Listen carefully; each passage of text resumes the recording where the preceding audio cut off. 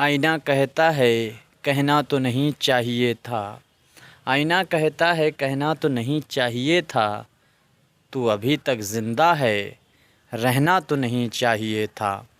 मित्रों, मैं हूं बिस्मिल आफ्ताब आलम और आप देख रहे हैं उर्दू हिंदी नॉलेज चैनल। जैसा कि आप लोगों को मालूम है कि बीए फर्स्ट ईयर का एग्ज़ाम लगा हुआ है और उसमें हिंदी सब्जेक्ट का एग्ज़ाम कल होने वाला है। तो मैं हिंदी सब्जेक्ट से संबंधित प्रश्न आपके सामने प्रस्तुत करता हूं। आज हम बात करेंगे हिंदी साहित्य के भक्ति काल की विशेषताएं या प्रवृत्तियां। क्या है हिंदी साहित्य के भक्ति काल, क्योंकि 5 प्रश्न आपको करना होंगे, 10 प्रश्न आपको दिए जाएंगे। 10 प्रश्न में से आपको सिर्फ 5 करने हैं और 5 के 5 आपको विस्तार पूर्वक करना होंगे, विस्तृत क्वेश्चन आपको करने होंगे। तो 5 करने हैं, उनमें से सबसे इम्पोर्टेंट 3 क्वेश्चनों पे मैं 3 क्वेश्चनों पे बात कर चुका हूं और ये चौथा क्वेश्चन है। इसमें हम बात करेंगे साहित्य के भक्ति काल पर, बात करते हैं हिंदी के। सबसे पहले समझते हैं, उसके बाद बात करेंगे। देखते हैं हिंदी साहित्य के इतिहास में भक्ति काल महत्वपूर्ण स्थान रखता है। आदिकाल के बाद आए इस युग को पूर्व मध्यकाल भी कहा जाता है। कहने का मतलब पूर्व मध्यकाल, मध्यकाल शुरू होने से पहले का काल है भक्ति काल, और आदिकाल के बाद में आने वाला काल है। इसकी समय अवधि जो है वो 1375 संवत से 1700 जो है संवत है। याद रखना, जो संवत होती है वो सन से 558 साल आगे चलती है। तो इस हिसाब से आप पीछे बैक कर सकते हैं, 558 सालों को पीछे से बैक करके आप देख सकते हैं, जिसमें हम लोग ये बात करेंगे। इसके बाद में यह हिंदी साहित्य का श्रेष्ठ युग है, जिसको जॉर्ज ग्रेसन जो हैं उन्होंने स्वर्ण काल कहा है। इस काल को स्वर्ण काल किसने कहा है? इसके बाद में श्याम सुंदर दास जो हैं उन्होंने भी इस काल को स्वर्ण काल कहा है, और आचार्य रामचंद्र शुक्ल ने भक्ति काल एवं आचार्य हजारी प्रसाद द्विवेदी ने लोक जागरण कहा है। तो लोक जागरण जो है वो इसको कहा है आचार्य हजारी प्रसाद द्विवेदी ने, और भक्ति काल कहा है आचार्य रामचंद्र शुक्ल ने। इसको याद रखना। संपूर्ण साहित्य के श्रेष्ठ कवि और उत्तम रचनाएं इसी में प्राप्त होती हैं। दक्षिण में आलावार बंधु नाम से कई प्रख्यात भक्त हुए हैं। इनमें से कई तथा कथित नीची जातियों के भी थे। वे बहुत पढ़े लिखे नहीं थे परंतु अनुभवी थे। आलावारों के पश्चात दक्षिण में आचार्यों की एक परंपरा चली, जिसमें रामानुजाचार्य प्रमुख थे। रामानुजाचार्य की परंपरा में रामानंद हुए और उनका व्यक्तित्व असाधारण था। वे उस समय के सबसे बड़े आचार्य थे। उन्होंने भक्ति के क्षेत्र में ऊंच नीच का भेदभाव तोड़ दिया। सभी जातियों के अधिकारी व्यक्तियों को अपने शिष्य बनाया। कहने का मतलब सभी जातियों के जो व्यक्ति थे वो उन्होंने अपने शिष्य बनाए। इसमें एक परंपरा चली थी, पंक्ति के हिसाब से समझते हैं।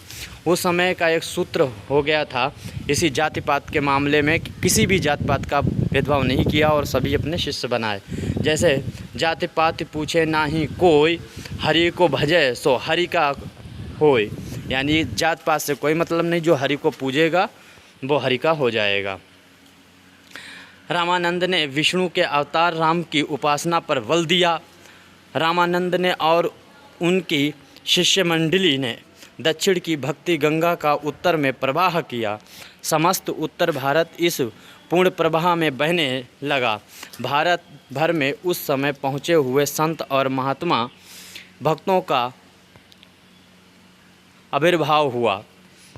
महाप्रभु वल्लभाचार्य ने पुष्टि मार्ग की स्थापना की और विष्णु के कृष्ण अवतार की उपासना करने का प्रचार किया। याद रखना, जो वल्लभाचार्य थे अष्टम कवियों में से गिने गए और इन्होंने कृष्ण भक्ति में कृष्ण जी की उपासना के लिए अपना जो काव्य रचनाएं की हैं वो कृष्ण जी की भक्ति में की हैं। इन्हीं से प्रभावित, इन्हीं के अष्टम से प्रभावित हुई थी और मीराबाई ने भी यहाँ आकर कविताएं की थीं। इसके बाद में उनके द्वारा जिस लीला गान का उपदेश हुआ उसने देश भर को प्रभावित किया। अष्टम छाप के सुप्रसिद्ध कवियों ने उनके उपदेशों को मधुर कविता में प्रतिबिंबित किया। इसके उपरांत माधव तथा निवारक संप्रदायों का भी जन समाज पर प्रभाव पड़ा। साधना क्षेत्र में दो अन्य संप्रदाय भी उस समय विद्यमान थे। नाथों को योग मार्ग से प्रभावित संत संप्रदाय चला, जिसमें प्रमुख व्यक्तित्व संत कबीर का है। याद रखना, इनमें संत कबीर सबसे प्रमुख माने जाते हैं। मुसलमान कवियों का सूफीवाद हिंदुओं के विशिष्ट दैत्यवाद से बहुत भिन्न नहीं है। कुछ भावुक मुसलमान कवियों द्वारा सूफीवाद से रंगी हुई उत्तम रचनाएं लिखी गई हैं। यानी सूफी जो इज़्म है वो हिंदू मैथोलॉजी से मिलता जुलता है। संक्षेप में भक्ति युग की 4 प्रमुख काव्य धाराएँ मिलती हैं। इनमें से याद रखना 4 प्रमुख भक्ति काल की काव्य धाराएँ हैं। सबसे पहले है सगुण भक्ति। सगुण भक्ति जो है उसमें 2 तरह की भक्ति की गई। एक रामाश्रयी शाखा की भक्ति है और एक कृष्णा जो है श्रेयी की। एक ऐसी विचारधारा थी जिसने ऐसी रचनाएं की हैं जिसमें राम की भक्ति की गई है सगुण में, और कृष्णा भक्ति में भी इसी तरह का रचनाएं की गई हैं।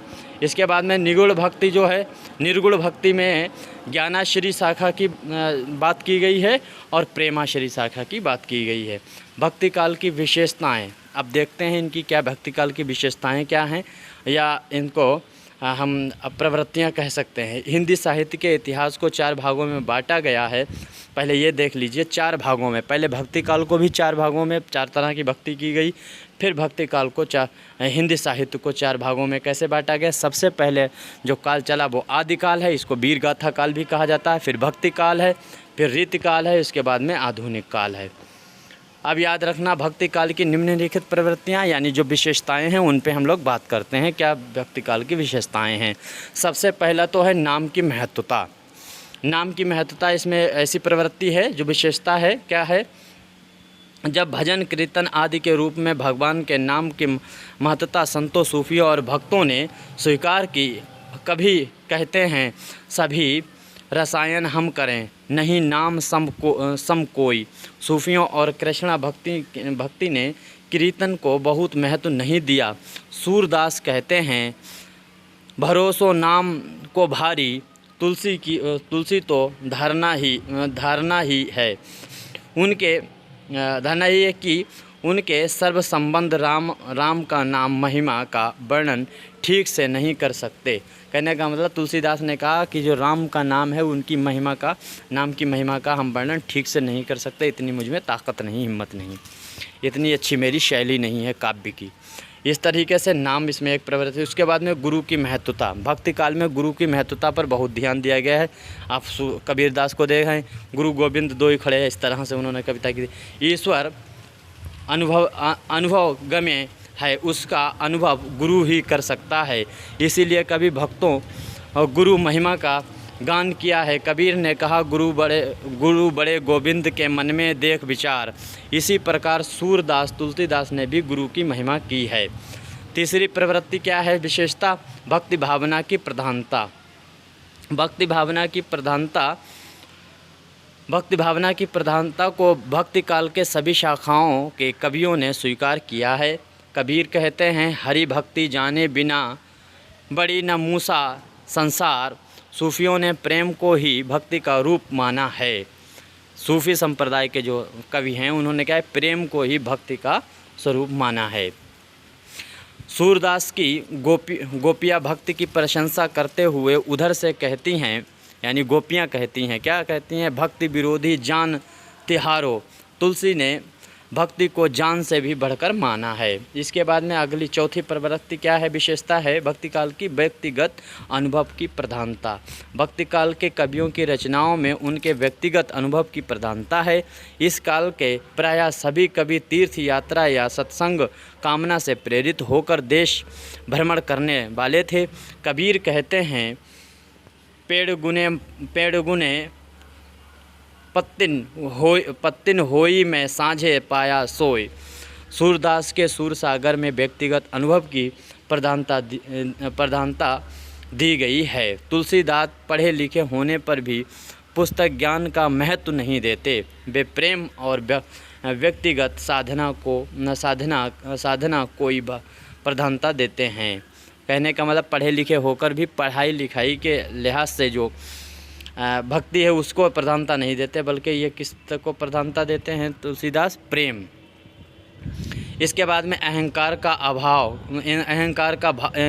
भाव का अभाव, यानी अहंकार के जो भाव है उसका अभाव इसकी एक विशेषता है। ये नकारात्मक लगता होगा, लेकिन यह सकारात्मक बात है कि अभाव था काहे का? अहंकार का।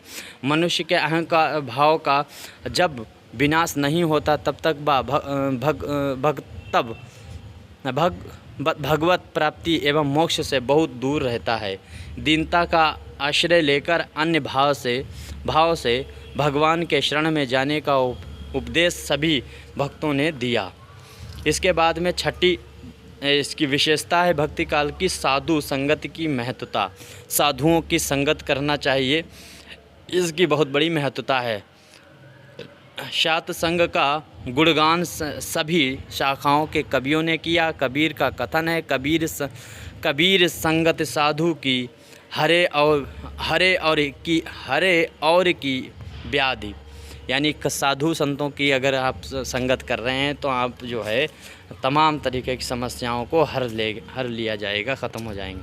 इसके बाद में है स्वांता सुखाई रचना। ये क्या होता है देखते हैं। भक्ति काल की रचनाएं शांत सुखाई रची गई हैं। कृष्ण भक्त अष्टछाप के कवि संतान का शिकारी की काम घोषणा कर राज कृपया से दूर रहने में ही अपना हित मानते हैं।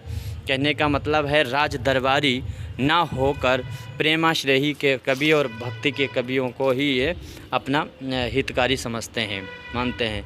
यह उदाहरण या प्रमाणित करने के लिए पर्याप्त है कि भक्ति काल के कवियों ने रचनाएं